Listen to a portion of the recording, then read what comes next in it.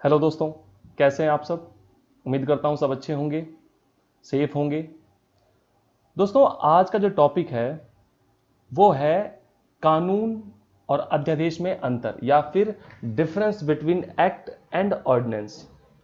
कानून और अध्यादेश में अंतर क्या होता है या what is the difference between act and ordinance. Act को लॉ भी बोल सकते हैं। तो आज आप जानेंगे कि हमारे देश में एक्ट और ऑर्डिनेंस में क्या अंतर है या कानून और अध्यादेश में क्या अंतर है।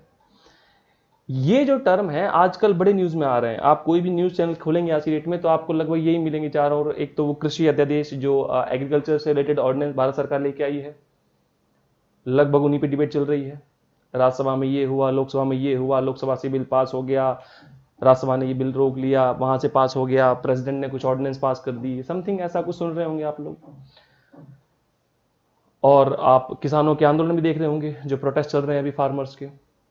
तो इन सब को अगर आपको समझना है तो ऑर्डिनेंस में क्या था उसको आप बाद में समझ पाएंगे। पहले आपको यह समझना पड़ेगा कि ऑर्डिनेंस होता क्या है, अध्यादेश होता क्या है, तभी तो समझेंगे कि क्या ऑर्डिनेंस है, ये क्यों इतना प्रोटेस्ट कर रहे हैं फार्मर्स या क्या था ऐसा। पहले आप ऑर्डिनेंस को समझिए, साथ में आपको समझना चाहिए एक्ट क्या होता है, कानून क्या होता है। ये दोनों टर्मिनोलॉजी समझने के बाद ही दोस्तों आप कैपेबल होंगे कि आप इस विवाद को पूरी तरीके से समझ पाएं कि कानून क्या है और अध्यादेश क्या है, what is act and what is ordinance. जून 2020 में माननीय राष्ट्रपति जी ने 3 ऑर्डिनेंस पास किए कृषि सुधारों को लेकर या एग्रीकल्चर रिफॉर्म्स को लेकर। 3 ऑर्डिनेंस पास किए जून 2020। ये कौन कौन से थे? तो एक तो था the farmers produce trade and commerce promotion and facilitation ordinance 2020। इसका मुख्य उद्देश्य था जो बिचौलिए हैं, जो मिडिल मैन हैं, उनको साफ करना, जो किसान हैं उनको सीधे तौर पर फायदा पहुंचाना। दूसरा ऑर्डिनेंस कौन सा था? दूसरा ऑर्डिनेंस था the farmers empowerment and protection agreement on price assurance and farm services ordinance 2020। इस ऑर्डिनेंस का मुख्य पर्पस क्या था? To promote contract farming, contract farming को प्रमोट करना एक तरीके से। चिंता मत कीजिए, सब चीजों के एक करके समझेंगे हम। तीसरा जो ऑर्डिनेंस था वो था amendment to essential commodities act 1955। और इसका उद्देश्य था जो जमाखोरी है उसे रोकना, जो बल्क में स्टॉक कर लेते हैं जो मिडिलमैन है, इसको रोकना। तो ये 3 ऑर्डिनेंस आए जून 2020 में, उनको पेश किया गया लोकसभा राज्यसभा में और उसी को लेकर अभी प्रोटेस्ट चल रहा है। हालांकि प्रोटेस्ट तो जून से ही चल रहा है जब ये ऑर्डिनेंस आए थे। तो अब यहां 2 पेज फंस गए, एक तो ऑर्डिनेंस, एक एक्ट, और तीसरा प्रोटेस्ट, जो प्रोटेस्ट चल रहा है पूरे देश भर में। तो अब एक एक करके हम सभी चीजों को समझने का प्रयास करते हैं। इन ऑर्डिनेंस को तो हम समझेंगे ही कि क्या क्या बोलते हैं ये ऑर्डिनेंस। मोटे मोटे तौर पर मैंने आपसे बता दिया, भाई जमाखोरी को रोकना, कॉन्ट्रैक्ट फार्मिंग को प्रमोट करना, और जो मिडिल मैन्स होते हैं, जो मिडिल मैन होते हैं, जो फार्मर्स का जो रेशियो उसे खत्म करते हैं या उसे खा जाते हैं, उनको एक तरीके से समाप्त करना इसका उद्देश्य है या इनका उद्देश्य है। तो अब इस टॉपिक को समझने का प्रयास करते हैं। तो इस टॉपिक पे चलने से पहले आपको मैंने कहा समझना चाहिए कि what is ordinance and what is act. Act और ऑर्डिनेंस क्या होते हैं और उनमें अंतर क्या है, व्हाट इज द डिफरेंस। ठीक है, तो शुरू करते हैं दोस्तों। सबसे पहली बात तो इस एक्ट और ऑर्डिनेंस को समझने से पहले भी आपको कुछ बातों को समझना चाहिए। यदि आप उन बातों को समझ जाएंगे तो ये कॉन्सेप्ट आपके लिए काफी आसान हो जाएंगे। कुछ बेसिक चीजें हैं, कुछ मूलभूत बातें हैं जो आपको पता होनी चाहिए एक्ट और ऑर्डिनेंस को पढ़ने से पहले। ये बातें क्या हैं तो ये देख लेते हैं फटाफट। सबसे पहली चीज जो आपको जाननी चाहिए वो है ऑर्गन ऑफ गवर्नमेंट्स के बारे में। ऑर्गन ऑफ गवर्नमेंट या फिर शासन के अंग, शासन के अंग, शासन के अंग। गवर्नमेंट के कितने ऑर्गन होते हैं या शासन के कितने अंग होते हैं? तो दोस्तों आपको पता होगा, ये तो हम बहुत पहले से पढ़ते हुए आ रहे हैं, छोटे सा टाइम से, कि शासन के तीन अंग होते हैं, गवर्नमेंट के तीन ऑर्गन होते हैं। बड़ा सिंपल है, एक है विधायिका, एक है विधायिका, एक है कार्यपालिका, और एक तीसरा जो ऑर्गन है वो है न्यायपालिका, या इन्हीं को कह दिया जाता है इंग्लिश में लेजिस्लेटिव, एग्जीक्यूटिव, और तीसरा जो है ये है जुडिशरी। शासन के ये तीन अंग होते हैं, गवर्नमेंट के तीन ऑर्गन होते हैं। कौन कौन से? Legislative, executive and judiciary. आपको ये समझना चाहिए। इसके अलावा आपको एक और कॉन्सेप्ट समझना चाहिए इनको समझने से पहले, वो है संसदीय व्यवस्था। संसदीय व्यवस्था, या इसी को कहते हैं इंग्लिश में पार्लियामेंट्री सिस्टम। Parliamentary system. इसी के साथ आपको समझना चाहिए अध्यक्षात्मक व्यवस्था। अध्यक्षात्मक व्यवस्था को, या फिर प्रेसिडेंशियल सिस्टम। Presidential system. अगर आप इन दोनों को समझ जाएंगे, और देखिए अगर आपने इन्हीं को समझ लिया तो वो जो कॉन्सेप्ट है वो इन्हीं से बिलोंग करता है, वो इन्हीं से निकला हुआ कॉन्सेप्ट है। ये दोनों कॉन्सेप्ट समझने के बाद आप ऑर्डिनेंस और एक्ट में क्या अंतर है, वो क्या होते हैं, ये बिल्कुल स्पष्ट तौर पर समझ जाएंगे। तो समझने का प्रयास करते हैं। मैंने आपसे कहा पहला क्या है, गवर्नमेंट के ऑर्गन या ऑर्गन ऑफ गवर्नमेंट। शासन के अंग कितने होते हैं? तो दोस्तों शासन के तीन अंग होते हैं। दुनिया में जहां जहां पर भी लोकतंत्र है, दुनिया में जहां जहां पर भी डेमोक्रेसी है, वहां पर शासन के तीन ऑर्गन आपको देखने को मिलेंगे। एक अंग कौन सा है? तो एक है विधायिका, एक है कार्यपालिका, और एक है न्यायपालिका, एक है judiciary. Legislative, executive and judiciary. क्या काम होता है विधायिका का? क्या काम होता है विधायिका का? तो बड़ा सिंपल सा काम है दोस्तों। विधायिका का काम होता है कानून बनाना। क्या करना?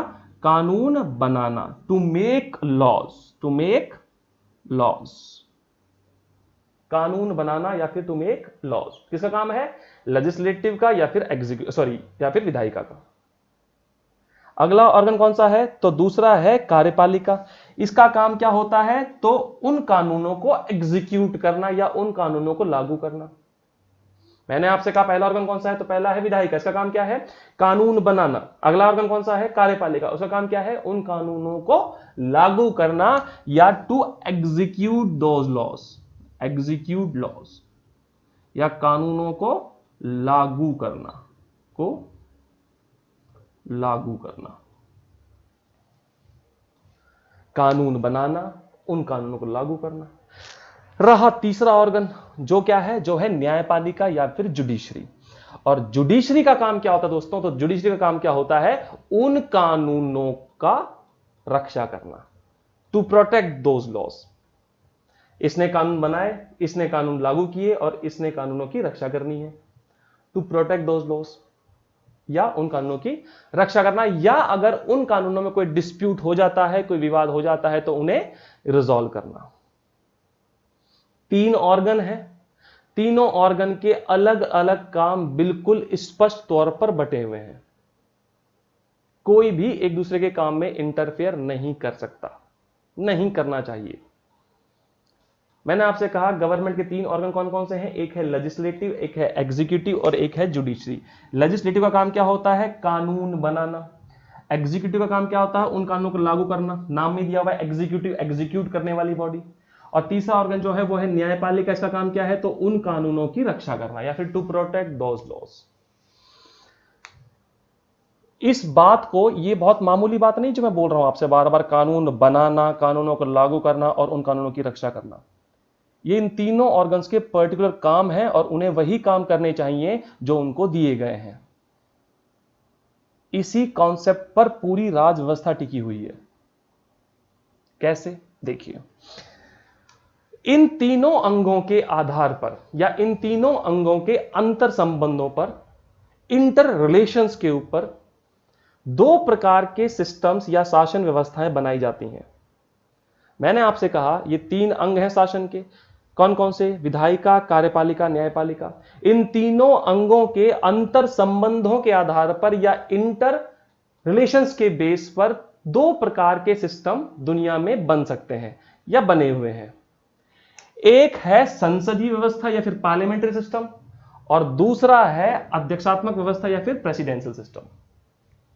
इन दोनों सिस्टम्स का फॉर्मेशन इन तीनों ऑर्गन्स के अंतर संबंधों पर या इंटरलिंक्स या इंटर रिलेशंस के बेस पर हुआ है। ठीक है, तो आप लोगों ने ये अपनी कॉपी पर लिख लिया होगा, मैं उम्मीद कर रहा हूं। मैं इसे मिटा देता हूं। तो देखिए, आपने देखा कि शासन के तीन अंग कौन कौन से होते हैं? शासन के तीन अंग हैं। एक है विधायिका या फिर लेजिस्लेटिव, एक है एग्जीक्यूटिव और एक है जुडिशरी। हिंदी में विधायिका, कार्यपालिका और न्यायपालिका। मैंने आपसे कहा इन तीनों के अंतर संबंधों के या इंटर रिलेशंस के बेस पर दो प्रकार की शासन व्यवस्थाएं बन सकती हैं, गवर्नमेंट सिस्टम्स तैयार हो सकते हैं और हो रखे हैं। कौन कौन से? एक संसदीय व्यवस्था और एक अध्यक्षात्मक व्यवस्था या फिर प्रेसिडेंशियल सिस्टम। क्या है ये, समझिए। अगर तीन ऑर्गन्स पता चल गया ना आप लोगों को, विधायिका, कार्यपालिका, न्यायपालिका। अगर विधायिका में से कार्यपालिका का निर्माण हो, अगर लेजिस्लेटिव में से एग्जीक्यूटिव का फॉर्मेशन हो, अगर लेजिस्लेटिव, ये जो तीन गोले दिख रहे हैं ना आपको सामने, इन तीन गोलों में पूरी राज व्यवस्था है, पूरा पॉलिटिकल सिस्टम है। ये तीन गोले अगर आपने समझ लिए दोस्तों, तो यकीन मानिए आपको किसी भी बुक की जरूरत नहीं पड़ेगी फिर, क्योंकि आपका पूरा कॉन्सेप्ट इन्हीं तीनों पर है। यही तो पढ़ते हैं आप राज व्यवस्था में। क्या पढ़ते हैं आप पढ़ते हैं विधायिका के बारे में, आप पढ़ते हैं कार्यपालिका के बारे में, आप पढ़ते हैं जुडिशरी के बारे में, न्यायपालिका के बारे में। ये तीन से ही तो है सारी चीजें बनी हुई। तीन गोले याद भी नहीं करने, समझने आप लोगों ने। इन तीन गोलों को तरीके से समझ लीजिए। सब कुछ जितने भी कॉन्सेप्ट हैं पॉलिटिकल साइंस के, पॉलिटिकल जो सिस्टम है आपके, चाहे वो पार्लियामेंट्री है, चाहे वो प्रेसिडेंशियल है, चाहे वो यूनिटरी है, चाहे यूनियन है, फेडरल है, जितने भी कॉन्सेप्ट हैं इन तीन गोलों पर डिपेंड करते हैं। तो मैंने आपसे कहा इन तीन गोलों पर या फिर ये जो तीन ऑर्गन देखे आपने, इन तीनों के इंटर रिलेशंस के बेस पर दो प्रकार की शासन व्यवस्थाएं तैयार हो सकती हैं। एक संसदीय व्यवस्था और दूसरी अध्यक्षात्मक व्यवस्था या फिर प्रेसिडेंशियल सिस्टम।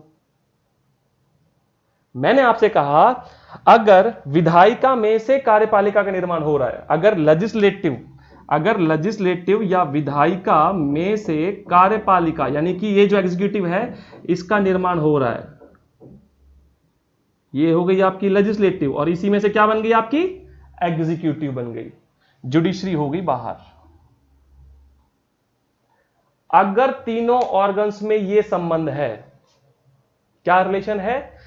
अगर विधायिका में से कार्यपालिका बन रही है, अगर लेजिस्लेटिव में से एग्जीक्यूटिव बन रहा है, तो इसे ही कहा जाता है पार्लियामेंट्री सिस्टम। यही है संसदीय व्यवस्था, या दूसरे शब्दों में क्या कह सकते हैं? संसदीय व्यवस्था में विधायिका में से ही कार्यपालिका का निर्माण होता है। संसदीय व्यवस्था में विधायिका में से ही कार्यपालिका का निर्माण होता है। इन parliamentary system executive is form by legislative.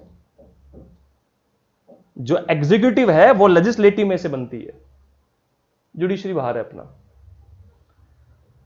अगर तीनों ऑर्गन स्वतंत्र हैं, अगर तीनों ही ऑर्गन स्वतंत्र हैं, अगर तीनों ऑर्गन्स में यह रिश्ता है, लेजिस्लेटिव अलग, एग्जीक्यूटिव अलग और जुडिशरी अलग, विधायिका अलग, कार्यपालिका अलग और न्यायपालिका अलग है, तो यह है अध्यक्षात्मक व्यवस्था या फिर प्रेसिडेंशियल सिस्टम। मैंने आपसे कहा तीन ऑर्गन्स हैं, लेजिस्लेटिव, एग्जीक्यूटिव और जुडिशरी। दुनिया भर में जहां जहां भी डेमोक्रेसी है वहां आपके तीनों ऑर्गन्स मिलेंगे ही मिलेंगे। तीनों के काम बटे हुए हैं। लेजिस्लेटिव का काम क्या है? कानून बनाना, टू मेक लॉज। एग्जीक्यूटिव का काम क्या है? उन कानूनों को लागू करना या टू एग्जीक्यूट दोज लॉज। और तीसरा है जुडिशरी, उन कानूनों की रक्षा करना या डिस्प्यूट होता है तो उस डिस्प्यूट को रिजॉल्व करना। अब इन तीनों जो ऑर्गन्स हैं, इन तीनों के इंटर रिलेशंस के आधार पर, अंतर संबंधों के आधार पर दो प्रकार की व्यवस्थाएं बन सकती हैं, शासन व्यवस्थाएं बन सकती हैं।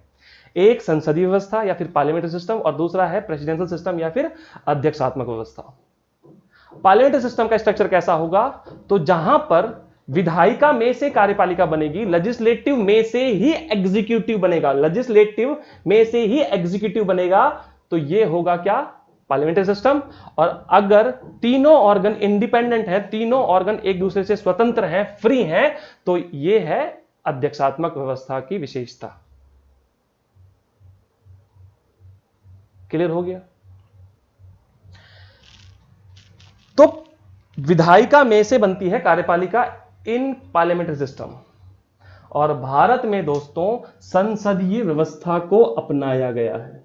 भारत में किसको अपनाया गया है? भारत में संसदीय व्यवस्था को अपनाया गया है। तो बड़ा सीधा सा मतलब हो गया कि भारत की जो संसदीय व्यवस्था है उसके अनुरूप क्या होगा? यहां पर विधायिका में से ही कार्यपालिका बनी होगी। जहां पर भी संसदीय व्यवस्था है दुनिया में, वहां पर आपको यह कॉमन फीचर देखने को मिलेगा। कौन सा फीचर? लेजिस्लेटिव में से एग्जीक्यूटिव का फॉर्मेशन। अगर मैं बात करूं इंग्लैंड की, तो इंग्लैंड में भी पार्लियामेंट्री सिस्टम है या फिर संसदीय व्यवस्था है। मतलब सीधा सा है, वहां पर भी विधायिका में से कार्यपालिका बनती है, वहां पर भी एग्जीक्यूटिव का फॉर्मेशन लेजिस्लेटिव में से ही होता है। पर अगर मैं बात करूं यूएसए की, तो वहां पर काम करता है प्रेसिडेंशियल सिस्टम या फिर अध्यक्षात्मक व्यवस्था। वहां अध्यक्षात्मक व्यवस्था है। इसका मतलब क्या है? इसका मतलब है कि तीनों ऑर्गन, जो शासन के तीनों ऑर्गन हैं, जो अंग हैं, वे तीनों एक दूसरे से स्वतंत्र हैं या फिर फ्री हैं। ये यूएस का स्ट्रक्चर है। पर हमें तो भारत का पढ़ना है, और इंग्लैंड का भी लगभग भारत के समान ही है, क्योंकि पार्लियामेंट्री सिस्टम जो हमने लिया है, ये हमने इंग्लैंड से ही तो लिया है। हमने जो संसदीय व्यवस्था ली, कहां से ली है? इंग्लैंड से ही ली है, यूके से ही ली है। तो ऐसे में इंग्लैंड में भी वही हाल है जो भारत में है, या भारत में जो हाल है वो इंग्लैंड से लिया गया है। मतलब संसदीय व्यवस्था। हमारे यहां लेजिस्लेटिव में से क्या बनती है? एग्जीक्यूटिव बनती है। विधायिका में से ही क्या बनती है? कार्यपालिका बनती है। अब जरा इस स्ट्रक्चर को और थोड़ा जूम करते हैं। इस स्ट्रक्चर को, विधायिका में से कार्यपालिका बनी है, इसी स्ट्रक्चर को और थोड़ा जूम करते हैं। यहां पर मैं आपसे उम्मीद कर रहा हूं कि आप विधायिका और कार्यपालिका के काम को स्पष्ट रूप से समझ चुके हैं। विधायिका का काम क्या है? कानून बनाना। और कार्यपालिका का काम क्या है? उन कानूनों को लागू करना। देखिए, कार्यपालिका या एग्जीक्यूटिव कुछ और नहीं, यही आपकी सरकार है, यही है गवर्नमेंट, यही है सरकार। या इसी को कहा जाता है दोस्तों मंत्री परिषद भी, या फिर काउंसिल ऑफ मिनिस्टर भी इसी को कहा जाता है। काउंसिल ऑफ मिनिस्टर्स भी इसी को कहा जाता है। एग्जीक्यूटिव को ही कार्यपालिका, सॉरी वो तो इंग्लिश में सबका हिंदी हो गया, एग्जीक्यूटिव को ही काउंसिल ऑफ मिनिस्टर्स या गवर्नमेंट कह दिया जाता है, या कार्यपालिका को ही मंत्री परिषद या फिर सरकार कहा जाता है। स्पष्ट है? तो ये तीनों के काम स्पष्ट होने चाहिए आपको। कौन कौन से? विधायिका, कार्यपालिका, न्यायपालिका। और मैं आपसे कह रहा हूं कि कार्यपालिका कुछ और नहीं, सरकार ही है, मंत्री परिषद ही है। अब जरा फिर से स्ट्रक्चर को देखिए। हमारे यहां विधायिका में से किसका फॉर्मेशन हो रहा है? कार्यपालिका का, मंत्री परिषद का, या फिर सरकार का। क्लियर हो गया? अब मैंने आपसे कहा थोड़ा इसको और जूम करते हैं, और क्लियर हो जाएगी चीजें। देखिए, तो थोड़ा इसको हम और जूम करेंगे तो हम क्या पाएंगे? हम ये पाएंगे, ये हो गई पूरी विधायिका। लेजिस्लेटिव या विधायिका का काम क्या होता है? कानून बनाना। तो लेजिस्लेटिव या विधायिका जो है वो कौन सी बॉडी है? कानून बनाने वाली बॉडी है। या फिर लेजिस्लेटिव कौन सी बॉडी है? ये कानून बनाने वाली बॉडी है। विधायिका के अंतर्गत, लेजिस्लेटिव के अंतर्गत हमारे यहां दो हाउस आते हैं, और पूरी दुनिया में जहां जहां लेजिस्लेटिव है वहां दो दो हाउस ही हैं। अगर हम कंपेयर करेंगे इंग्लैंड से, तो अभी आप पहले भारत के देख लीजिए, फिर इंग्लैंड का बताता हूं मैं आपको। भारत में विधायिका के अंतर्गत दो हाउस हैं, कौन कौन से हैं? एक है लोकसभा, एक है लोकसभा और दूसरा है राज्यसभा। कौन सा है? दूसरा है राज्यसभा। इन दो सदनों से मिलकर बनती है विधायिका भारत की। अब इस स्ट्रक्चर को मत भूल जाइएगा, अभी जो बना था आपके यहां पर लेजिस्लेटिव में से एग्जीक्यूटिव बनता है, इसको याद रखिएगा। हमने इसी स्ट्रक्चर को थोड़ा और जूम कर लिया है, और जूम करके हमने क्या देखा कि विधायिका जो हम बोल रहे हैं, ये विधायिका या लेजिस्लेटिव, ये दो सदनों से मिलकर बनी है, दो हाउस से मिलकर बनी है। कौन कौन से? एक लोकसभा, दूसरा राज्यसभा। इसमें है 545 सदस्य जिसे आप बोलते हैं लोकसभा के सदस्य, और इसमें है 245 मेंबर्स जिसे बोलते हैं आप राज्यसभा के मेंबर्स ऑफ राज्यसभा। दो सदन हो गए विधायिका के, कौन कौन से? लोकसभा और राज्यसभा। अब आप बोलोगे कि सर इस गोले में ये एग्जीक्यूटिव कहां चला गया, ये मंत्री परिषद कहां चला गया, ये सरकार कहां चली गई? कहीं नहीं गई है, वो सरकार यहां आ जाएगी, ये गोला ऐसा बन जाएगा, इसको आप कर सकते हो एग्जीक्यूटिव।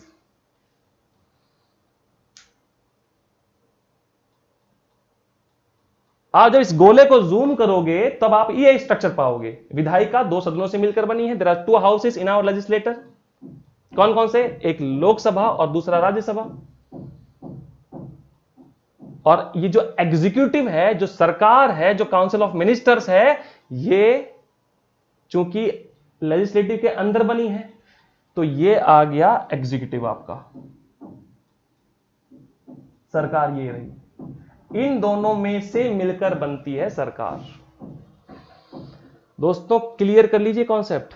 वो सरकार है, वो सरकार है, वो सरकार है, कुछ नहीं है, ये सरकार है, ये एग्जीक्यूटिव, ये काउंसिल ऑफ मिनिस्टर्स, ये गवर्नमेंट।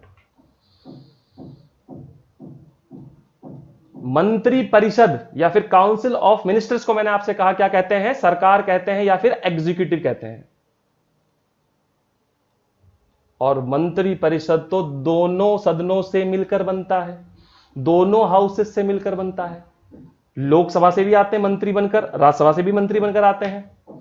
अगर आप लेंगे राजनाथ सिंह साहब को, कहां से हैं वे? लोकसभा से हैं वे, वो भी तो हैं गृह मंत्री, काउंसिल ऑफ मिनिस्टर्स में वो भी तो हैं एग्जीक्यूटिव में।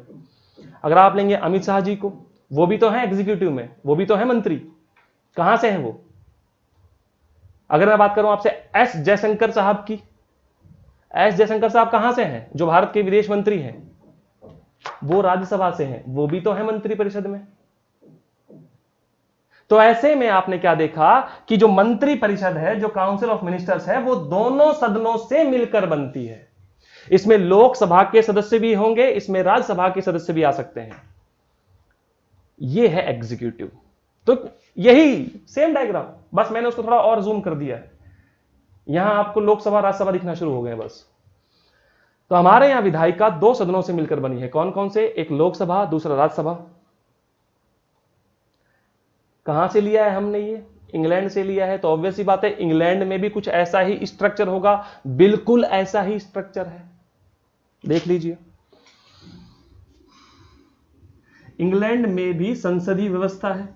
इंग्लैंड जो है, तो इंग्लैंड में भी चूंकि संसदीय व्यवस्था है तो वहां पर भी ऐसा ही स्ट्रक्चर होगा। तो ऐसा ही स्ट्रक्चर है वहां पर भी। अगर हम देखें तो एक कॉमन बात तो क्या है, वहां पर भी लेजिस्लेटिव में से ही क्या बनती होगी? एग्जीक्यूटिव बनती होगी। यानी कि विधायिका में से ही क्या बनती होगी? कार्यपालिका बनती होगी। यही कार्यपालिका सेम सरकार बोल लीजिए, इसी को आप मंत्री परिषद बोल दीजिए, बात तो एक ही है। गवर्नमेंट बोल दीजिए या काउंसिल ऑफ मिनिस्टर्स बोल लीजिए, बात तो वही, सेम चीज, वहीं से तो लिया है हमने चीज। अब उसको जूम करो, उसको जूम करेंगे तो आपको यही स्ट्रक्चर वहां पर मिल जाएगा। क्या? ये लीजिए। अब हमारे यहां दो हाउस कौन कौन से हैं? हमारे यहां दो हाउस हैं, एक लोकसभा है, दूसरा है राज्यसभा। वहां दो हाउस कौन कौन से हैं? तो वहां दो हाउस हैं, एक है house of Commons, house of Commons या फिर सामान्य लोगों का सदन, और दूसरा है हाउस ऑफ लॉर्ड्स, देवों का सदन। देव कुछ नहीं होते हैं, नॉर्मल ही हैं, बस अपने आप को देव मानते हैं। तो वहां पर भी दो हाउस कौन कौन से हैं? एक हाउस ऑफ कॉमन्स है, दूसरा हाउस ऑफ लॉर्ड्स है। सरकार कैसे बनेगी? ये कहां आएगा? सेम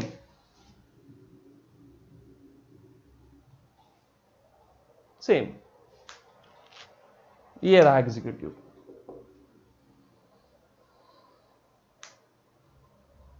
तो आपने क्या देखा? आपने ये देखा कि जहां जहां पर भी संसदीय व्यवस्था है, जहां जहां पर भी पार्लियामेंट्री सिस्टम है, वहां वहां पर क्या है? दो हाउस हैं, और दो हाउस से मिलकर बनी है पार्लियामेंट। एक को उच्च सदन बोल देते हैं, एक को निम्न सदन बोल देते हैं, अपर हाउस लोअर हाउस। देखिए दोस्तों, सही बताऊं तो मैं आपको, एक्चुअल में कोई अपर हाउस लोअर हाउस का कॉन्सेप्ट भारत में नहीं है। ये तो हमने बोलना शुरू कर दिया है, बस चलन में आ गया है, ट्रेंड में है, अदरवाइज ऐसा कुछ है नहीं। एक्चुअल में अपर हाउस लोअर हाउस का कॉन्सेप्ट इंग्लैंड में था। एक्चुअल में अपर हाउस लोअर हाउस का कॉन्सेप्ट जो था वो इंग्लैंड में था। भारत में ऐसा कोई कॉन्सेप्ट नहीं है, भारत में सब बराबर है। पर वहां देखिए देखिए नाम, हाउस ऑफ कॉमन्स सामान्य लोगों का सदन, हाउस ऑफ लॉर्ड्स देवों का सदन। वहीं से हमने अपना ये ले लिया ऐसे ही कि चलो अपने यहां भी बोल दीजिए अपर लोअर। हमारे ऐसा कोई कॉन्सेप्ट नहीं है, पर बहरहाल उसको यूज कर लेते हैं हम, अपर हाउस लोअर हाउस। तो लोअर हाउस के रूप में हम जानते हैं किसको? लोकसभा को। और अपर हाउस के रूप में हम जानते हैं किसको? राज्यसभा को। वहां पर लोअर हाउस कौन है इंग्लैंड में? हाउस ऑफ कॉमन्स जो है वो लोअर हाउस है, हाउस ऑफ लॉर्ड्स जो है वो अपर हाउस है। शक्तियों के मामले में निचला सदन ही पावरफुल है। हमारे यहां भी लोकसभा ज्यादा पावरफुल है, वहां पर भी हाउस ऑफ कॉमन्स पावरफुल है, पर बोल दिया जाता है सेकंड हाउस को अपर हाउस। ठीक है सर। तो देखिए, ये रहा भारत का स्ट्रक्चर। भारत में भी विधायिका में से कार्यपालिका बनती है, वहां पर भी विधायिका में से ही कार्यपालिका बनती है, या फिर विधायिका में से ही सरकार बनती है। लेजिस्लेटिव में से ही गवर्नमेंट बनती है, या फिर काउंसिल ऑफ मिनिस्टर्स बनता है। इंग्लैंड का ही स्ट्रक्चर है। अब रही प्रेसिडेंट की बात, या फिर हेड ऑफ द स्टेट की बात। अब हेड ऑफ द स्टेट की बात कर लेते हैं। तो हमारे यहां भारत में हेड ऑफ द स्टेट कौन होता है? भारत में हेड ऑफ द स्टेट कौन है दोस्तों? भारत का हेड ऑफ द स्टेट है प्रेसिडेंट। कौन है? प्रेसिडेंट साहब है, प्रेसिडेंट। भारत के हेड ऑफ द स्टेट कौन है? तो वो प्रेसिडेंट है, वो राष्ट्रपति है। पर क्या इंग्लैंड में भी राष्ट्रपति है हेड ऑफ द स्टेट? पर क्या इंग्लैंड में भी राष्ट्रपति हेड ऑफ द स्टेट? बिल्कुल भी नहीं दोस्तों। वहां पर आज भी उस लेवल पर मोनार्की स्टैब्लिश है। वहां पर आज भी सबसे टॉप लेवल पर बैठते हैं कौन? क्राउन, या तो राजा या तो रानी। और यही कारण है कि आज तक भी इंग्लैंड रिपब्लिक नहीं हो पाया, गणतंत्र नहीं हो पाया। ये काफी सारे कॉन्सेप्ट्स हैं, धीरे धीरे आप पूरी पॉलिटी समझेंगे। वहां चूंकि आज भी सबसे अपर पोस्ट जो है, जो सबसे हेड ऑफ द स्टेट जो है, वो कौन है? क्राउन है। इसीलिए वो आज भी गणतंत्र या रिपब्लिक नहीं बन पाया। जबकि भारत का जो हेड ऑफ द स्टेट है वो है प्रेसिडेंट, जो इलेक्शन के माध्यम से चुने जाते हैं। उधर इलेक्शन नहीं होते, उधर तो हायरार्की से है, राजा का बेटा राजा, राजा का बेटा राजा। तो ऐसे में संसदीय व्यवस्था हमने कहां से ली है? हमने संसदीय व्यवस्था ली है इंग्लैंड से। पर अगर हम बात करें राज्य के अध्यक्ष की या फिर हेड ऑफ द स्टेट की, तो ये स्टेटस दोनों का अलग अलग है।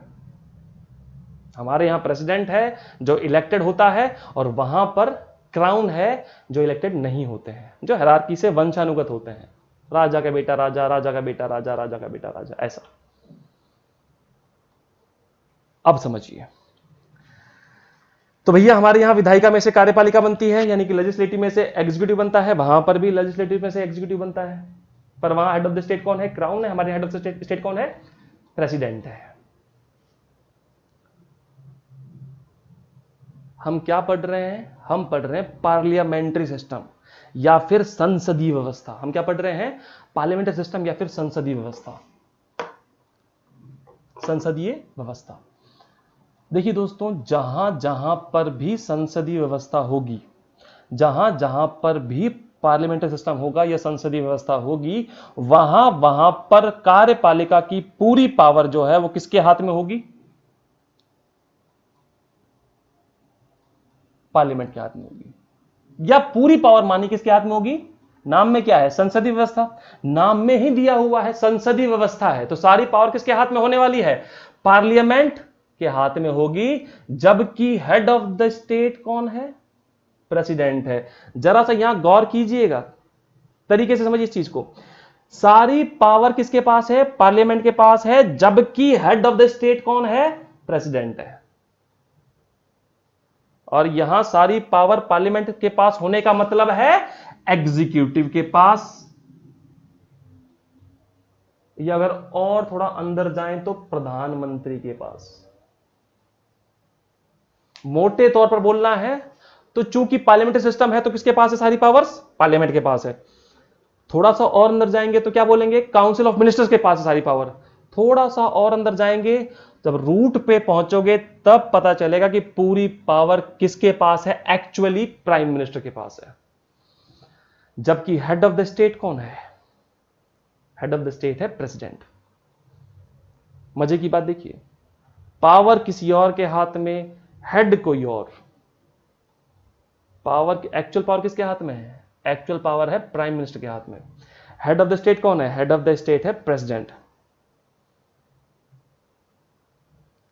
तो यहां पर पार्लियामेंट्री सिस्टम की एक अनिवार्य कंडीशन, एक मैंडेटरी जो कंडीशन है या जो कैरेक्टरिस्टिक्स है वो क्या है? वो ये है कि जहां जहां पर भी पार्लियामेंट्री सिस्टम होगा वहां पर एक तो होगा एक्चुअल हेड और एक होगा नॉमिनल हेड या फिर सिंबॉलिक हेड। हमारे यहां नॉमिनल हेड कौन है? प्रेसिडेंट। या फिर सिंबॉलिक हेड कौन है? प्रेसिडेंट है। जबकि हमारे यहां वास्तविक अध्यक्ष या फिर एक्चुअल हेड कौन है? Prime minister. सेम चीज संसदीय व्यवस्था इंग्लैंड में भी है और वहीं से हमने ली है। तो वहां पर भी तो दो हेड होंगे ना, एक तो नॉमिनल हेड, एक एक्चुअल हेड। तो सेम कॉन्सेप्ट अप्लाई कर लीजिए वहां पर सारी पावर किसके हाथ में होगी? पार्लियामेंट्री सिस्टम है, तो पार्लियामेंट्री सिस्टम है तो किसके पास होगी? पार्लियामेंट, यानी काउंसिल ऑफ मिनिस्टर, यानी प्राइम मिनिस्टर। जबकि देश का अध्यक्ष कौन है? Who is the head of the nation या head of the state? Crown. सारी पावर पीएम के हाथ में, पर हेड है क्राउन। तो यानी वहां पर भी चूंकि पार्लियामेंट्री सिस्टम है इसीलिए वहां पर भी एक नॉमिनल हेड है और एक एक्चुअल हेड है। एक सिंबॉलिक हेड है, नाम मात्र का अध्यक्ष है क्राउन, और एक एक्चुअल हेड है जो वास्तविक अध्यक्ष है, काउंसिल ऑफ मिनिस्टर्स या प्राइम मिनिस्टर। यानी कि दोनों ही देशों में, चाहे भारत हो चाहे इंग्लैंड हो, दोनों ही जगह एक नॉमिनल हेड होगा और एक एक्चुअल हेड होगा, just because both countries are having parliamentary system, क्योंकि संसदीय व्यवस्था दोनों देशों में है। और अब लगा लीजिए हिसाब, जहां जहां पर भी दुनिया में पार्लियामेंट्री सिस्टम होगा वहां यही चल रहा होगा, एक एक्चुअल हेड होगा, एक नॉमिनल हेड होगा। अब जब नॉमिनल हेड है, अब अपन भारत पे आ जाते हैं। अगर नॉमिनल हेड है भारत में, कौन है? प्रेसिडेंट है। एक्चुअल हेड कौन है? प्राइम मिनिस्टर है। तो सारी पावर किसके हाथ में है? जब सारी पावर प्राइम मिनिस्टर के हाथ में दोस्तों, तो प्रेसिडेंट का या हेड ऑफ द स्टेट का कैसा महत्व होगा? सिंबॉलिक इंपॉर्टेंस होगा सिर्फ उसकी, उनका केवल सिंबॉलिक इंपॉर्टेंस होगा या फिर नाम मात्र का महत्व होगा। यानी कि जहां जहां पर भी पार्लियामेंट्री सिस्टम है दोस्तों, वहां वहां पर हेड ऑफ द स्टेट का केवल सिंबॉलिक इंपॉर्टेंस होता है, नाम मात्र का महत्व होता है। सारी पावर तो काउंसिल ऑफ मिनिस्टर्स या फिर प्राइम मिनिस्टर में होती है।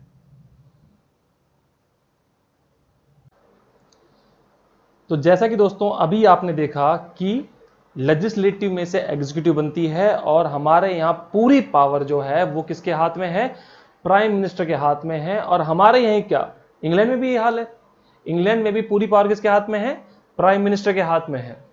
और जो हेड ऑफ द स्टेट है, चाहे वो भारत का हो चाहे वो इंग्लैंड का हो, केवल कैसा हेड है? सिंबॉलिक हेड है स्टेट का। और इसीलिए इनको यानी कि प्रेसिडेंट ऑफ इंडिया और जो क्राउन ऑफ इंग्लैंड है, इन दोनों को काउंसिल ऑफ मिनिस्टर्स के सजेशंस पर ही काम करना पड़ता है।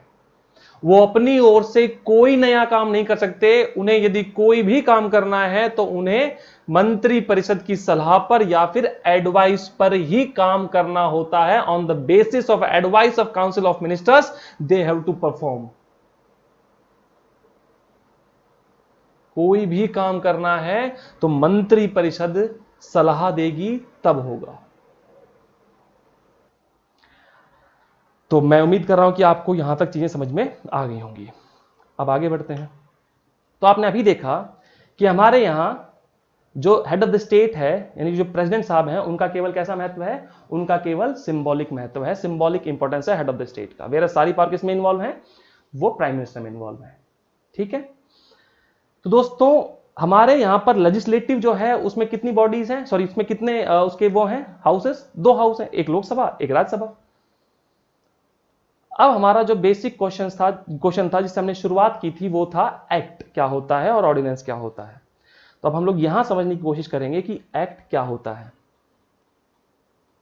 आपने अभी थोड़ी देर पहले देखा था कि गवर्नमेंट के 3 ऑर्गन होते हैं। गवर्नमेंट के 3 ऑर्गन होते हैं, एक लेजिस्लेटिव, एक एग्जीक्यूटिव, एक जुडिशरी। कानून बनाना किसका काम है? कानून बनाना किसका काम होता है? विधायिका का या लेजिस्लेटिव का? और लेजिस्लेटिव के कितने भाई वो हैं सदन हैं? 2 सदन हैं। कौन कौन से? लोकसभा और राज्यसभा। तो हमारे यहां कानून कैसे बनेगा दोस्तों? बड़ा सिंपल सा कॉन्सेप्ट है। हमारे यहां कानून बनेगा, कोई भी बिल किसी भी हाउस में आ सकता है। पहली बात तो यह है कि सपोज कीजिए कोई बिल लोकसभा में आया, फिर वो बिल पास होके कहां जाएगा? वो बिल पास होके जाएगा राज्यसभा के पास, फिर ये बिल पास होके कहां जाएगा? हेड ऑफ द स्टेट के पास। और हेड ऑफ द स्टेट कौन है भारत में? प्रेसिडेंट है। लोकसभा के पास, राज्यसभा पास हुआ, यहां से फिर कहां गया? राज्यसभा के पास गया, फिर कहां गया? प्रेसिडेंट के पास गया। जब प्रेसिडेंट के पास पहुंचा है तब तक ये क्या कहलाएगा दोस्तों? तब तक ये कहलाएगा बिल। यहां बड़े ध्यान से समझिएगा, या फिर हिंदी में इसे कहते हैं विधेयक। मैंने आपसे कहा कोई बिल लोकसभा में इंट्रोड्यूस किया गया, वहां से पास होकर वो कहां जाएगा? वो राज्यसभा के पास जाएगा, फिर कहां जाएगा? वो प्रेसिडेंट के पास जाएगा। जब तक प्रेसिडेंट के पास पहुंचा है तब तक क्या कहलाएगा वो? तब तक वो कहलाएगा बिल। और जैसे ही प्रेसिडेंट साहब उस पर अपने साइन कर देंगे, हस्ताक्षर कर देंगे, वो बन जाएगा दोस्तों एक्ट या कानून या अधिनियम या लॉ। कई सारे नाम है, एक्ट, कानून, लॉ, अधिनियम। मैंने आपसे कहा कोई बिल पहले लोकसभा में आएगा, फिर राज्यसभा में जाएगा, फिर प्रेसिडेंट के पास जाएगा। अब तक क्या है? अब तक ये बिल है। जैसे ही प्रेसिडेंट इस पर साइन करेंगे वैसे ही क्या बन जाएगा? एक्ट या फिर लॉ, कानून, अधिनियम। अच्छा, यहां पर एक डाउट आ रहा होगा कि लोकसभा में ही पेश होगा क्या बिल? लोकसभा से शुरू किया फिर राज्यसभा में गया। तो यहां ऐसा बिल्कुल भी नहीं है। बिल को कहीं पर भी इंट्रोड्यूस किया जा सकता है। कोई बिल लोकसभा में भी आ सकता है, कोई बिल राज्यसभा से भी शुरू किया जा सकता है। इट इज नॉट कंपल्सरी कि कोई बिल लोकसभा से ही शुरू हो, ऐसा बिल्कुल भी नहीं है। एक्चुअल में यह फॉर्मेट कुछ ऐसा है, राज्यसभा में शुरू हो सकता है और लोकसभा में शुरू हो सकता है। अगर राज्यसभा में शुरू होगा तो कहां जाएगा पास होकर? लोकसभा के पास जाएगा। अगर लोकसभा से शुरू होगा तो कहां जाएगा पास होकर? तो राज्यसभा के पास जाएगा। और सबसे आखिरी में कहां जाएगा? तो सबसे आखिरी में ये जाएगा प्रेसिडेंट के पास। जैसे ही प्रेसिडेंट साइन करेंगे वैसे ही वो बिल नहीं रहेगा, वो क्या बन जाएगा? वो बन जाएगा एक्ट। वो क्या बन जाएगा? वो बन जाएगा आपका एक्ट। आपने ये अपनी कॉपी पर उतार लिया होगा, मैं उम्मीद कर रहा हूं। मैं इसे रब कर देता हूं।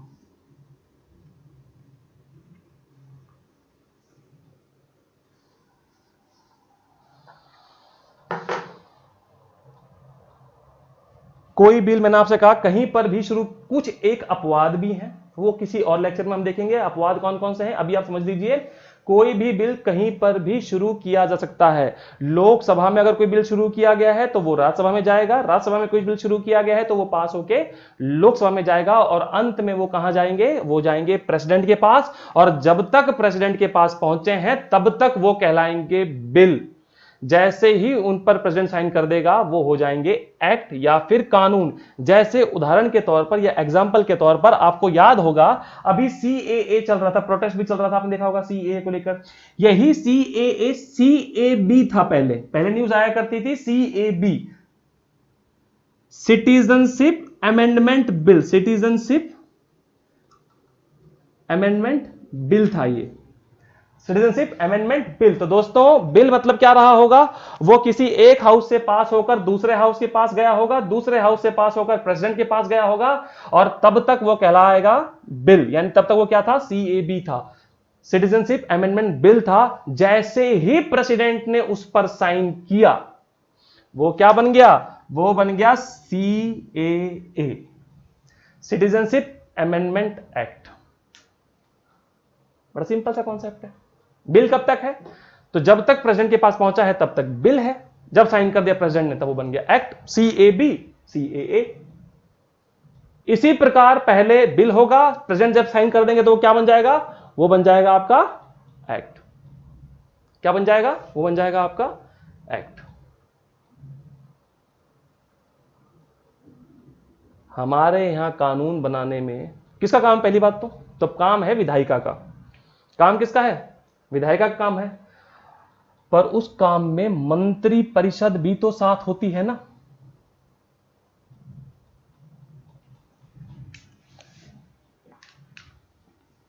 ये तीन ऑर्गन्स आप देख चुके हैं।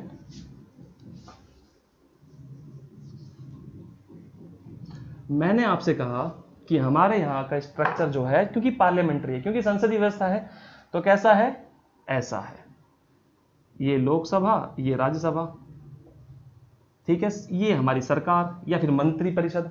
तो मैंने आपसे कहा कोई बिल कैसे पास होगा, कोई बिल लोकसभा में है या राज्यसभा में है, तो ऐसा होगा, फिर कहां जाएगा, प्रेसिडेंट के पास, जैसे साइन किया क्या बन गया, एक्ट बन गया। नॉर्मल सा ये प्रोसेस, इतना समझ में आ गया आप लोगों को।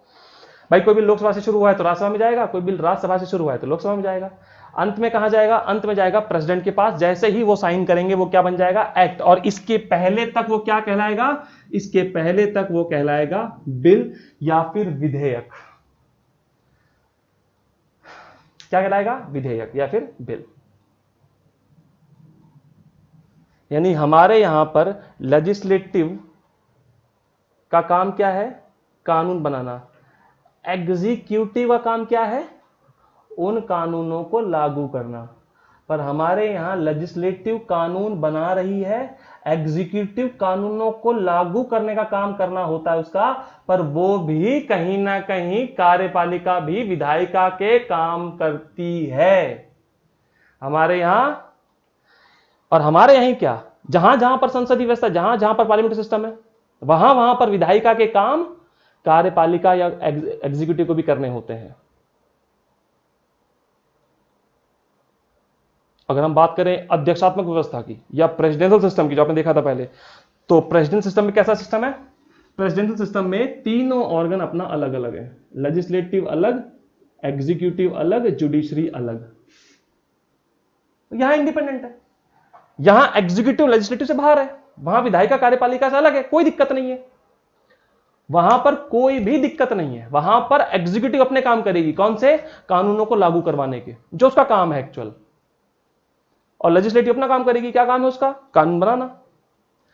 पर जहां जहां पर संसदीय व्यवस्था होती है, जहां जहां पर पार्लियामेंट सिस्टम होता है दोस्तों, वहां पर विधायिका का काम कानून बनाना है, वो तो कर ही रही है, लोकसभा राज्यसभा, पर साथ में एग्जीक्यूटिव जो है, यानी कि जो सरकार है या जो मंत्री परिषद है या जो कार्यपालिका है, उसको भी उसमें साथ देना पड़ता है, देना पड़ता साथ। ठीक है, तो ऐसे में आपने देखा कि हमारे यहां कानून कैसे बनेंगे दोस्तों, तो हमारे यहां कानून बनेंगे, कोई बिल लोकसभा में आएगा तो राज्यसभा में जाएगा, राज्यसभा में आएगा तो लोकसभा में जाएगा पास होके, फिर कहां जाएगा, अंत में प्रेसिडेंट के पास जाएगा। जैसे ही प्रेसिडेंट साइन कर देंगे वो बन जाएगा एक्ट या फिर कानून।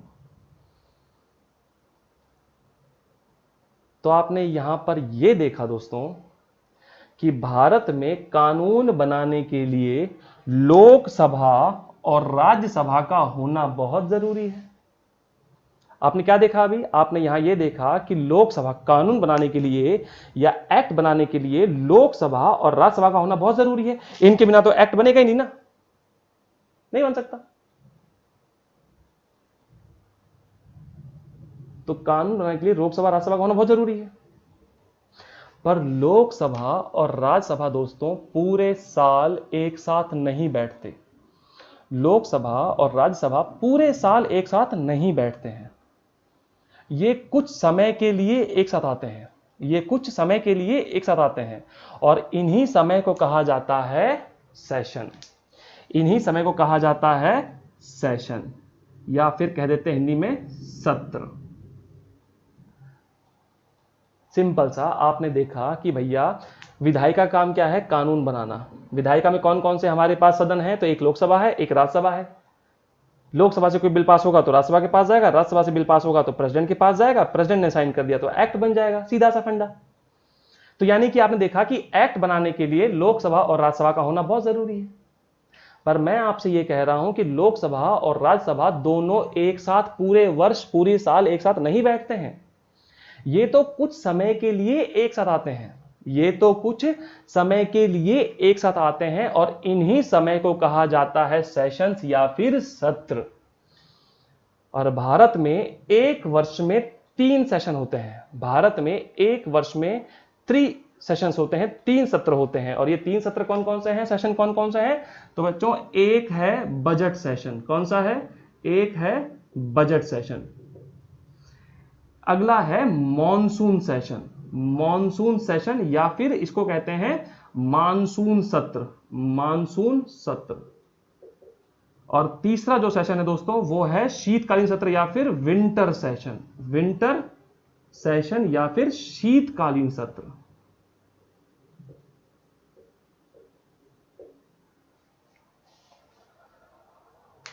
मैंने आपसे कहा एक कानून बनाने के लिए, एक्ट बनाने के लिए लोकसभा राज्यसभा का होना बहुत जरूरी है। पर ये दोनों हमेशा एक साथ नहीं बैठते, पूरे वर्ष एक साथ नहीं बैठते। ये कुछ समय के लिए एक साथ आते हैं और इन्हीं समय को कहा जाता है सेशन या फिर सत्र। ठीक है? 3 सत्र होते हैं। कौन कौन से? एक बजट सेशन, एक मॉनसून सेशन और एक विंटर सेशन। तो एक साल में लोकसभा और राज्यसभा कितने बार एक साथ आकर बैठेंगे, साथ मिलेंगे? 3 बार। एक बार आएंगे बजट सेशन में साथ, एक बार आएंगे मॉनसून सेशन में साथ और एक बार आएंगे विंटर सेशन में साथ। 3 सेशन हो गए। और इन 3 सत्रों का कोई फिक्स डेट व टाइम नहीं होता है। इन 3 सत्रों का कोई डेट और फिक्स टाइम नहीं होता है। बजट सेशन आता है फरवरी मार्च के करीब, अप्रोक्सीमेटली फरवरी मार्च। मॉनसून सेशन आता है अगस्त सितंबर में। मानसून जब बारिश आती है, नाम ही है ना मानसून सेशन, जब मानसून आता तब। और तीसरा है विंटर सेशन या फिर शीतकालीन सत्र। ये कब आएगा? नाम में दिया हुआ विंटर में आएगा। विंटर सेशन यानी कि नवंबर दिसंबर में आएगा। तो हमारे यहां लोकसभा और राज्यसभा या तो बजट सेशन में आएंगे यानी कि फरवरी मार्च में एक साथ आके बैठेंगे, या फिर आएंगे मॉनसून सेशन में, या फिर मानसून को मानसून ही कहेंगे, अगस्त सितंबर में आएंगे, या फिर आएंगे शीतकालीन सत्र में या फिर विंटर सेशन में नवंबर दिसंबर में आएंगे। या तो फरवरी मार्च, या तो अगस्त सितंबर और या फिर नवंबर दिसंबर। इन 3 टाइम पर लोकसभा और राज्यसभा एक साथ आएंगे। तो कानून कब बनेंगे? सीधे सीधे हो गए ना। तो कानून कब बनेंगे? तो कानून या तो बजट सेशन में बनेंगे, या मॉनसून में बनेंगे, या विंटर में बनेंगे। सीधी सी बात है। या तो फरवरी मार्च में बनेंगे, या अगस्त सितंबर में बनेंगे, या नवंबर दिसंबर में बनेंगे। अभी 15 सितंबर से 2020, जब मैं ये वीडियो शूट कर रहा हूं इस समय 15 सितंबर 2020 को शुरू हुआ है मॉनसून सेशन। तो कानून बन रहे हैं ना, जो प्रोटेस्ट हो रहे हैं उन कानूनों के अगेंस्ट में हो गया ना शुरू काम। तो ये कब हुआ है? ये काम शुरू हुआ है मॉनसून सेशन में। तो बड़ा सिंपल सा कॉन्सेप्ट है कि कानून कब बनेंगे भारत में? कानून कब बनेंगे? सेशंस में बनेंगे। सेशंस कितने होते हैं? 3। कौन कौन से? Budget, monsoon, winter. तो या तो फरवरी मार्च में बनेंगे कानून भारत में, या फिर अगस्त सितंबर में, या फिर नवंबर दिसंबर में। यानी कि मोटा मोटा आप इतना समझ चुके हैं कि भारत में कानून 3 सेशंस में बनते हैं, और 3 सेशंस होते हैं बजट, मॉनसून और विंटर सेशन। कैसे बनते हैं देख लिया। कानून लोकसभा से राज्यसभा, राज्यसभा से प्रेसिडेंट, साइन किया तो एक्ट। और कब बनेंगे एक्ट? 3 सेशंस में। बड़ा स्पष्ट हो गया ये। कानून कब बनेंगे भारत में? 3 सेशंस में, या तो बजट सेशन में, या मॉनसून में, या विंटर में। क्यों? क्योंकि ये दोनों साथ ही तब आएंगे, ये दोनों साथ ही तब आएंगे, और जब ये दोनों साथ आएंगे तभी तो एक्ट बनेंगे। तो एक्ट बनाने के लिए दोनों हाउस चाहिए। दोनों हाउस कब आते हैं साथ में? जब सेशन होंगे। तो भारत में एक्ट कब बनेंगे? या तो बजट सेशन में, या तो मॉनसून सेशन में, या फिर विंटर सेशन में दोस्तों। अच्छा जी, ठीक है, क्लियर हो गया। इतना तो क्लियर हो गया होगा आप लोगों का कि भारत में कब बनेंगे एक्ट, बजट, मॉनसून या विंटर में। ठीक है, और मैंने कहा कोई टाइम फिक्स, आंकड़ा फिक्स नहीं होता इनका।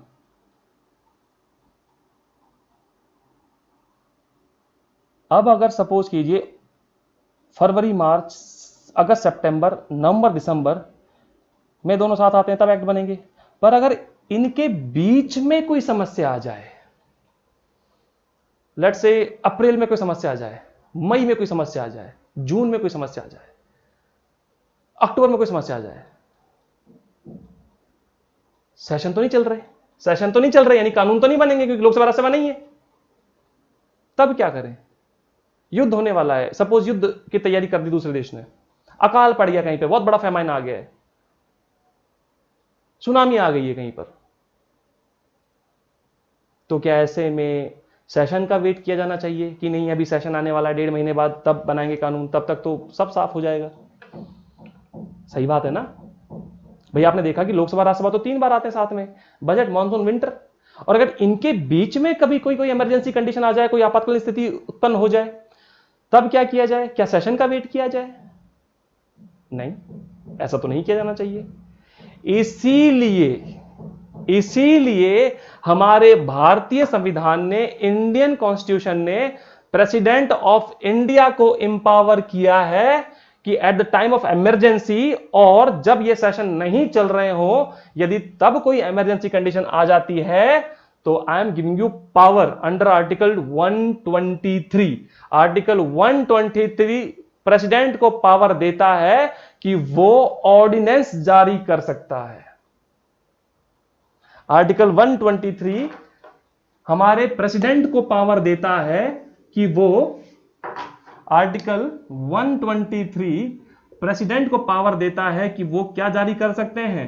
ऑर्डिनेंस जारी कर सकते हैं, या फिर अध्यादेश जारी कर सकते हैं, अध्यादेश जारी कर सकते हैं।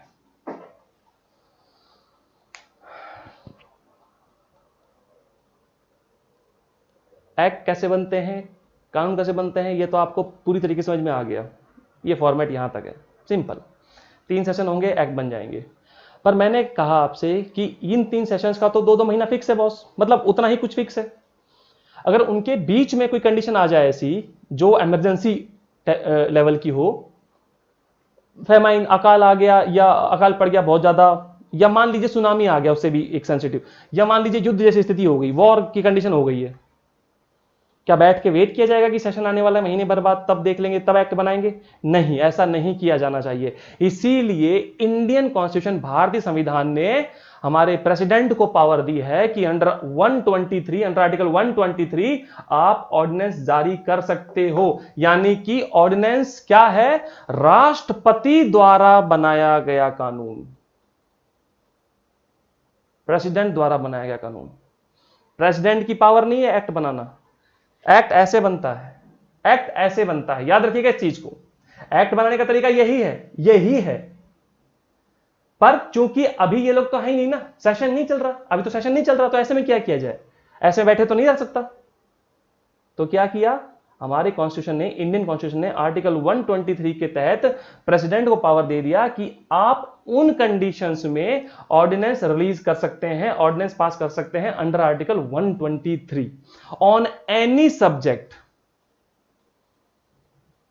On any subject. अब एनी का मतलब ये नहीं है कि किसी, मतलब कुछ भी, जिस पर केंद्र, जिस पर पार्लियामेंट को पावर है एक्ट बनाने की, उन सब्जेक्ट पर, जिन पर हमारी संसद जो पार्लियामेंट है उसको पावर दी गई है एक्ट बनाने की। और ऐसे हमारे पास अभी के टाइम में 98 सब्जेक्ट्स हैं। कितने सब्जेक्ट्स हैं? 98, जिन पर पार्लियामेंट एक्ट बना सकती है। तो हमारे प्रेसिडेंट को अंडर आर्टिकल 123 पावर दी गई है कि आप ऑर्डिनेंस रिलीज कर सकते हैं इन 98 सब्जेक्ट्स के ऊपर। डिफेंस आता है इसमें, रेलवे आता है इसमें, सिटीजनशिप आती है इसमें, 98 सब्जेक्ट है ऐसे। तो प्रेसिडेंट रिलीज कर सकता है उस पर ऑर्डिनेंस।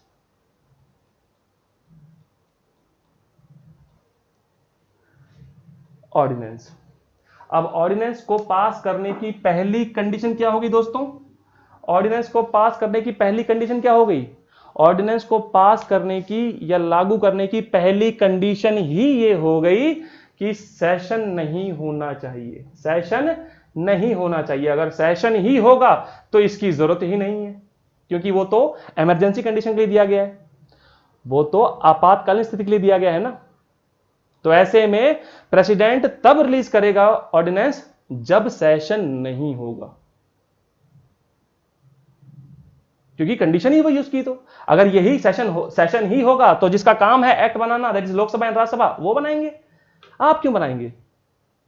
आपको तो ये कंडीशन दी गई है फॉर इमरजेंसी कंडीशंस, आपातकालीन स्थितियों के लिए, अति विशेष कंडीशंस के लिए।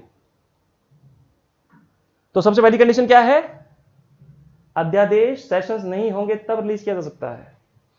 दूसरी इसकी विशेषता क्या होगी अध्यादेश की दोस्तों? तो ordinance having same power and same force as an act.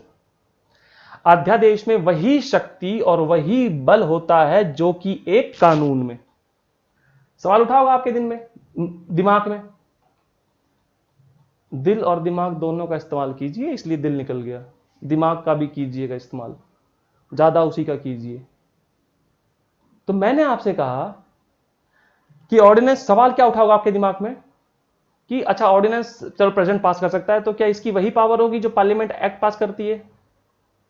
हां, बिल्कुल वही पावर होगी। 19-20 का फर्क भी नहीं होगा। Same power, same force as an act.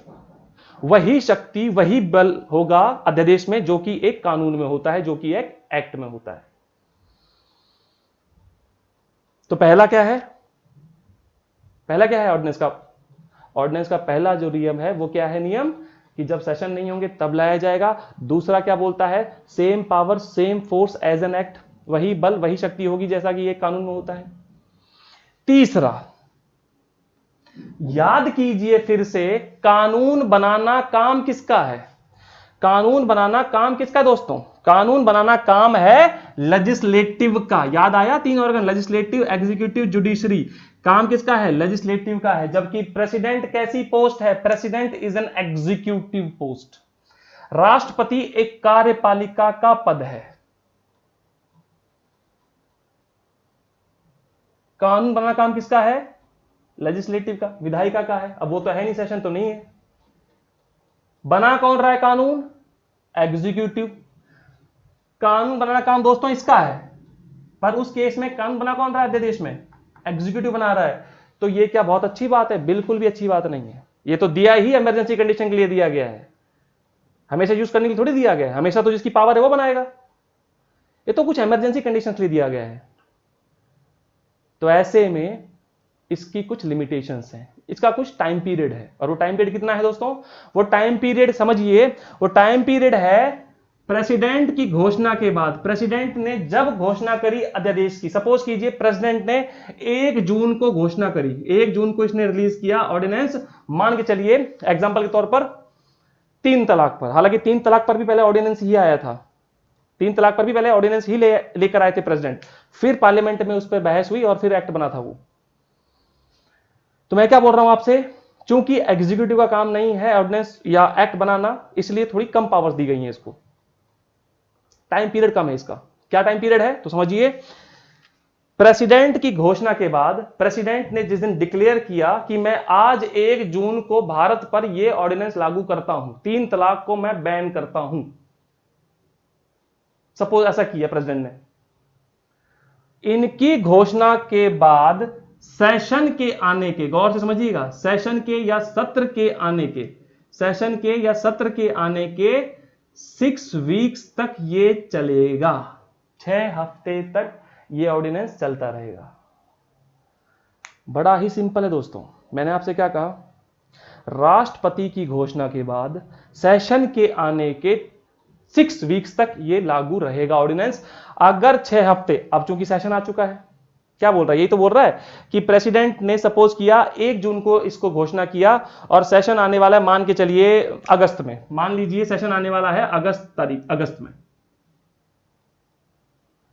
तो जून से लेकर 1 जून से लेकर अगस्त तक तो ये कानून है देश के लिए, ऑर्डिनेंस कानून है देश के लिए, काम करेगा वो तो एज एन एक्ट। पर इसकी वैलिडिटी कितनी है, इसकी वैधता कितनी है, तो प्रेसिडेंट की घोषणा के बाद सेशन के आने के, अगस्त में आ गया, सेशन के आने के 6 हफ्ते तक यह लागू रहेगा। अगर 6 हफ्ते, अब चूंकि सेशन आ चुका है, मतलब क्या, सेशन आ चुका मतलब क्या, सेशन आ चुका है मतलब लोकसभा और राज्यसभा आ चुके हैं, लोकसभा और राज्यसभा आ चुके हैं। अब अगस्त के बाद कौन सा सेशन आएगा, ऑब्वियस बात है मानसून सेशन आएगा, वही तो अभी चल रहा है ना, सेम केस चल रहा है अभी। जून में ऑर्डिनेंस लेके आए थे प्रेसिडेंट साहब, जून में ऑर्डिनेंस लेके आए थे, अगस्त सितंबर चल रहा है, सेम एग्जांपल ले रहे हैं हम लोग एक तरीके से। हम केवल 3 तलाक का एग्जांपल ले रहे हैं, यहां पर एग्रीकल्चर ऑर्डिनेंस की बात की है, समझिए इस चीज को। तो मैंने आपसे कहा प्रेसिडेंट की डिक्लेरेशन के बाद सेशन के आने के 6 वीक्स तक ये लागू रहेगा। अब चूंकि सेशन आ चुका है अगस्त में, तो सेशन आने का मतलब ही क्या होता है, सेशन आने का मतलब ही होता है लोकसभा और राज्यसभा का आना, यानी कि लोकसभा और राज्यसभा आ चुके हैं, सेशन आ चुका है। अब सेशन के आने के 6 हफ्ते तक, 6 हफ्ते बाद तक भी ये लागू रहेगा, 6 वीक्स तक भी ये लागू रहेगा। पर इन 6 हफ्तों में, अगर इन 6 वीक्स में लोकसभा और राज्यसभा ने इसको पास कर दिया, अगर इन 6 वीक्स में, सेशन के आने के बाद जब 6 वीक्स हो चुके हैं, तब तक अगर लोकसभा राज्यसभा ने इसे पास कर दिया, तब तो ये बन जाएगा नॉर्मल एक्ट। तब तो ये तीनों मिल गए, लोकसभा भी मिल गई, राज्यसभा भी मिल गई, प्रेसिडेंट ने तो किया ही था, तो वो तो नॉर्मल एक्ट बन जाएगा, फिर तो एक्ट बनना ही है उसको।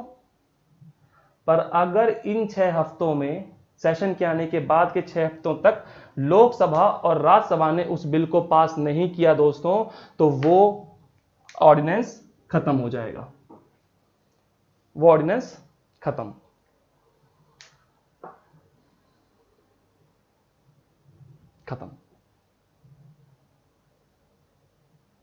तो क्या बोला मैंने आपसे, कितना टाइम पीरियड इसका, प्रेसिडेंट की डिक्लेरेशन के बाद सेशन के आने के 6 वीक्स तक वो जिंदा रहेगा।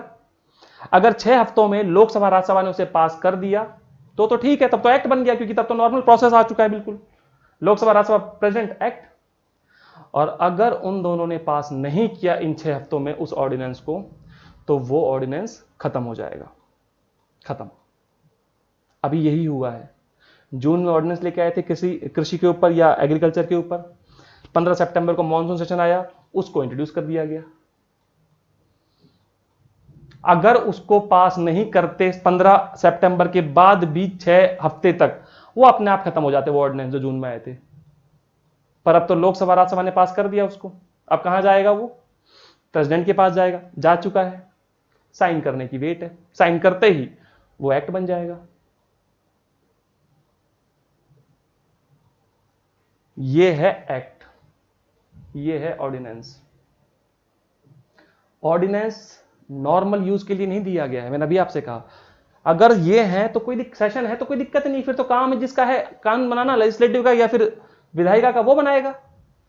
कार्यपालिका का थोड़ी काम है कानून बनाना, उसका काम तो उनको लागू करना है, पर वहां बना रहा है, ऑर्डिनेंस कह दिया उसको आर्टिकल 123 के तहत।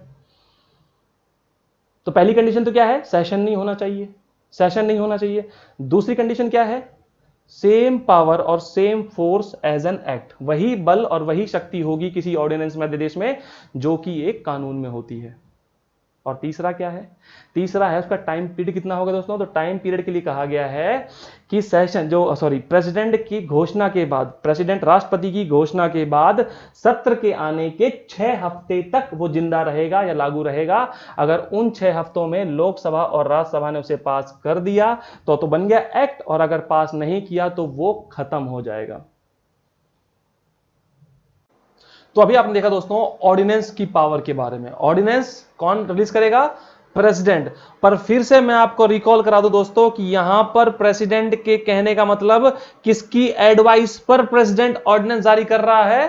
तो काउंसिल ऑफ मिनिस्टर्स। जैसा कि मैंने आपसे पहले भी बताया था कि चूंकि हमारे यहां पर symbolic head of the state है, president is an symbolic head of the state, इसी की वजह से वो काउंसिल ऑफ मिनिस्टर्स की सलाह पर कार्य करने को बाध्य है या उसके लिए कंपलसरी है ये। और यही मैं स्पष्ट कर दूं कि ऑर्डिनेंस भी प्रेसिडेंट एडवाइस जो काउंसिल ऑफ मिनिस्टर्स की होगी उसी पर रिलीज करता है, उसी पर लागू करता है। यानी कि ऑर्डिनेंस के पीछे भी कौन है?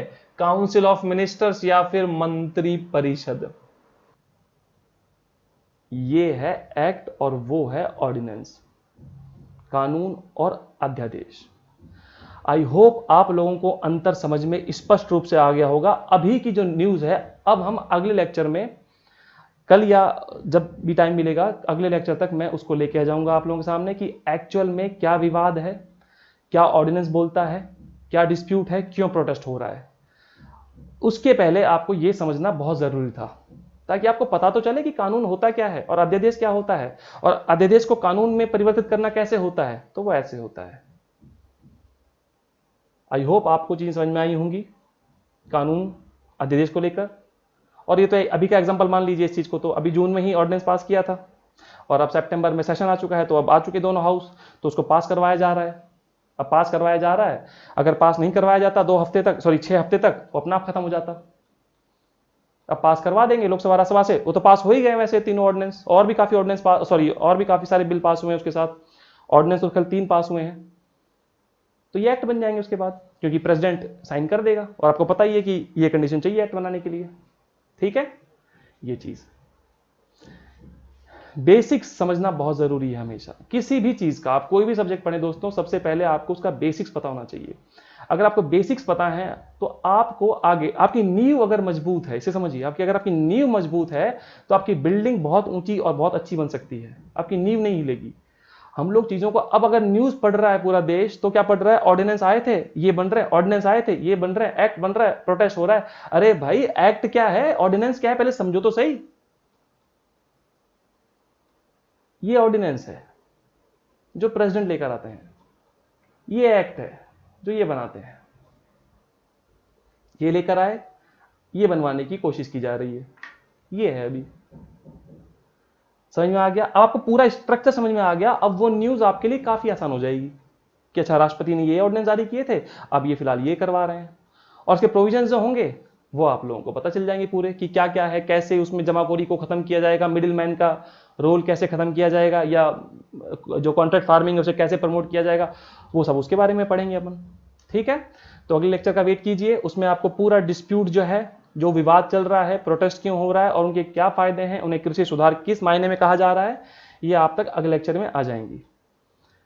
अगर आपको लेक्चर अच्छा लगा दोस्तों तो इस चैनल को सब्सक्राइब कीजिए, लाइक कीजिए, बेल आइकन दबाइए, ताकि आप अगले आने वाले नोटिफिकेशंस या फिर जो भी कंटेंट होगा इस पर वो आपको मिल सके।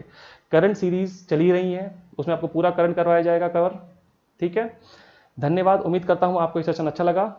Thank you very much. Stay safe, stay home. धन्यवाद।